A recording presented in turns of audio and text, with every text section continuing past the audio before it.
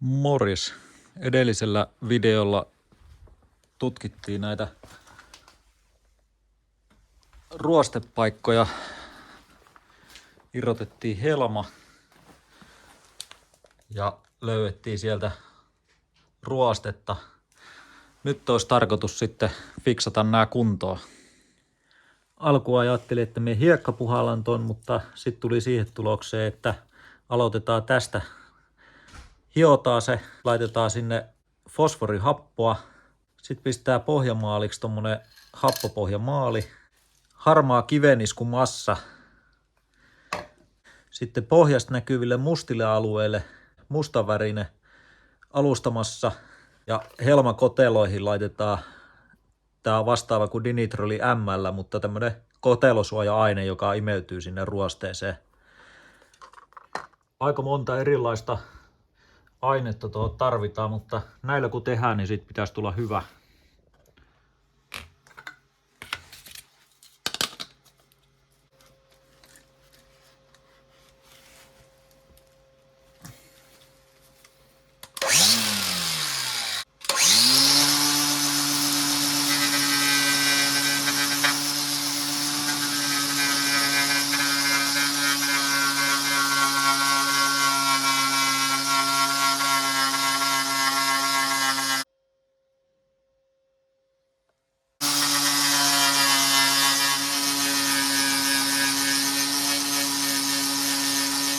Tätä varten, kun tuolla on pieniä tommosia kraatereita tuo ruoste tehnyt tonne, näkyy tummana tossa, niin peltiä ei kannata hion ihan ohueksi, että saisi nuo kaikki pois, vaan laitetaan siihen se ruosteen syöjä, eli tommonen fosforihappo ja sitten happopohjamaali, niin se ei tuu sieltä kovin äkkiä sitten tuo ruoste ei enää lähde etenemään, että se neutralisoi sen kemiallinen juttu.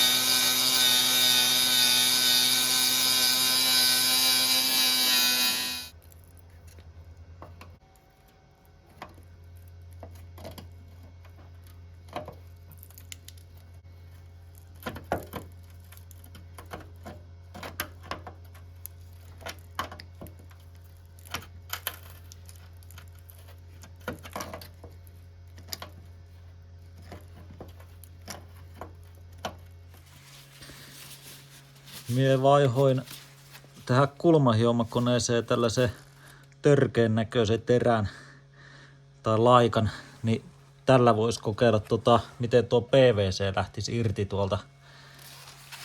Tää on tarkoitettu semmoiseen karkeeseen puhistukseen.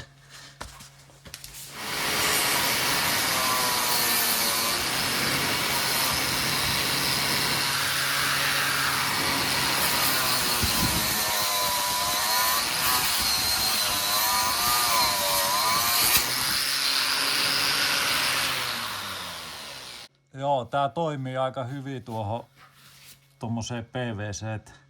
Roiskii vaan niin paljon, että pitää vähän suojautua paremmin tässä näin, kun ne lähtee sit niin aika kovalla vauhdilla nuo PVC-palaset lentoon. Tää ulkopuoli tästä näin, niin tää on nyt sellainen, että tähän voi vetää ton fosforihapon. Ja tuolla sisäpuolella taas niin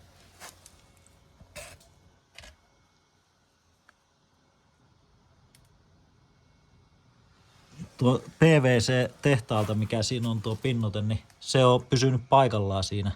Niin me en kehtaa sitä tuolta sisäpuolelta hioa irti. Että tästä tulee niin paljon sotkua, että riittää kun tän ulkopuolelle putsaa, mutta täällä on paha paikka.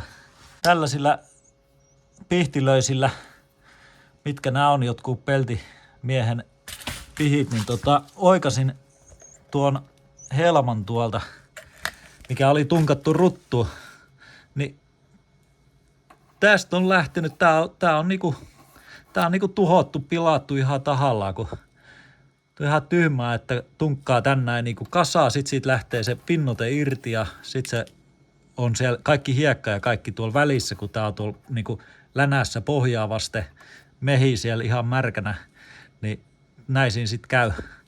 Et mä en tiedä nyt sitten, että tähän pitäisi oikeasti niin hitsata uusi kantti tähän helmaan, mutta mä en nyt jaksa tehdä sitä. Mä laitan tähän vaan ton fosforihapon ja happomaalin ja sitten alusta massan ja sitten jossain vaiheessa niin tähän voisi ostaa palaa helmaa ja laittaa sen, kun täällä on se pieni reikä tuolla takana, niin sen korjaisi sitten samalla vauhilla, mutta nyt tehdään tällainen, että saadaan tää vaan niinku sellainen muuten asialliseen kuntoon tuo helma. Nyt tää on siinä vaiheessa, että me aion laittaa tuon fosforihapon tänne.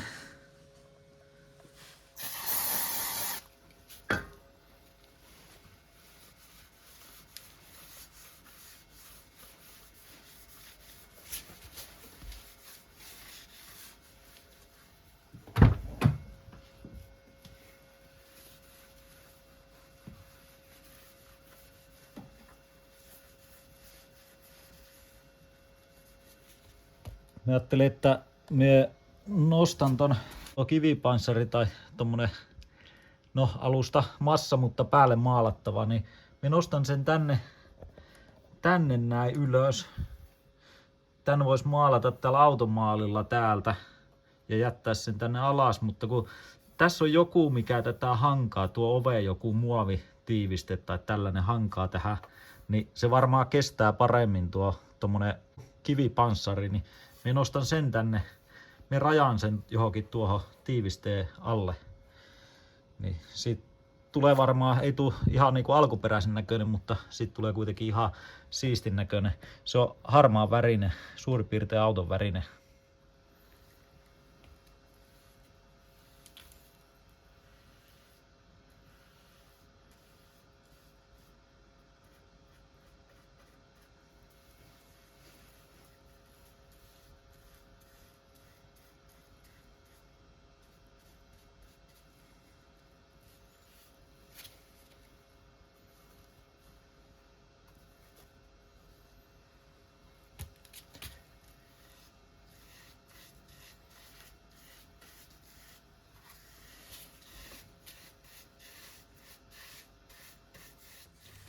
Tää olikin nyt tämän merkkinen fosforihappo niin paksua, että siinä on vissiin lakkaa niin paljon joukossa, että en viitti laittaakaan enää happomaalia tähän näin. Mä oon yleensä laittanut sen takia, että kun tää on niin ohueksi jää tää kerros, mutta nyt tää on oikein tosi paksu, niin vetää tuohon suoraan sitten tuo kiveeniskumassa.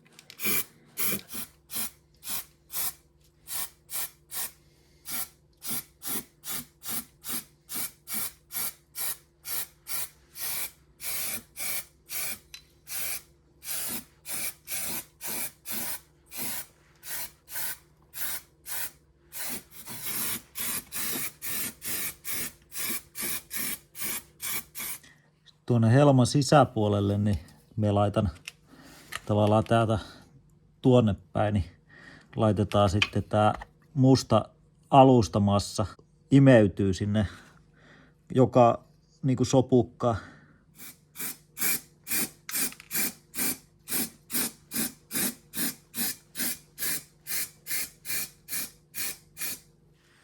Joo, sit laitetaan tuo kotelosuoja-aine sinne. Tässä mukana tuli tämmönen putki, millä saa sen vietyä tonne vähän syvemmälle, pitemmälle.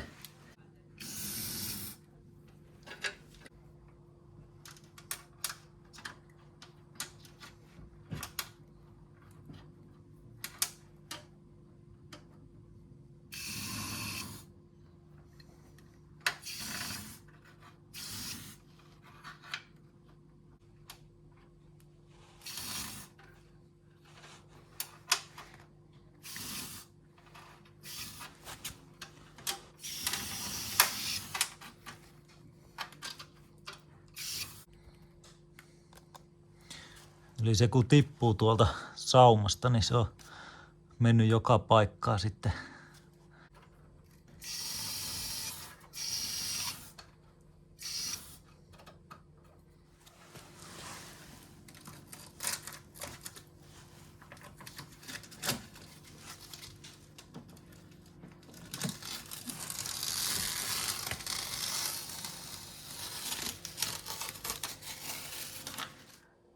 No niin, nyt tähän meillä on siellä ruosteet hiottu ja laitettu tuo fosforihappo sinne ja sitten veetty niille alueille tuo kiveiskupanssari. Mie en kehannut sitä ihan joka paikkaa laittaa. Täällä näkyy näitä vaaleampia alueet, mitkä on ihan tuossa tehtaan maalissa. Jos se on tänne asti kestänyt, niin se kestää vieläkin.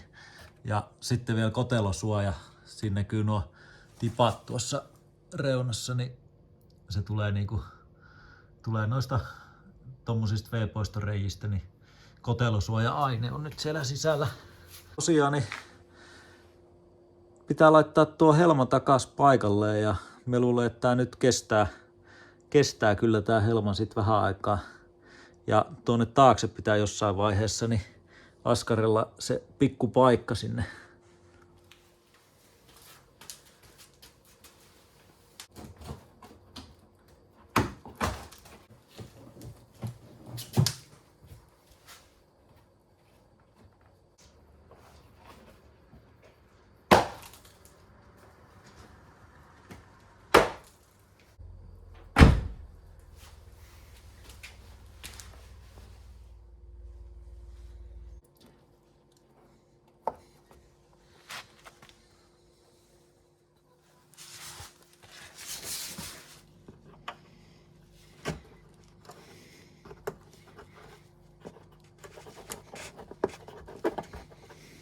Ton verran se nyt jäi näkymään siitä tuo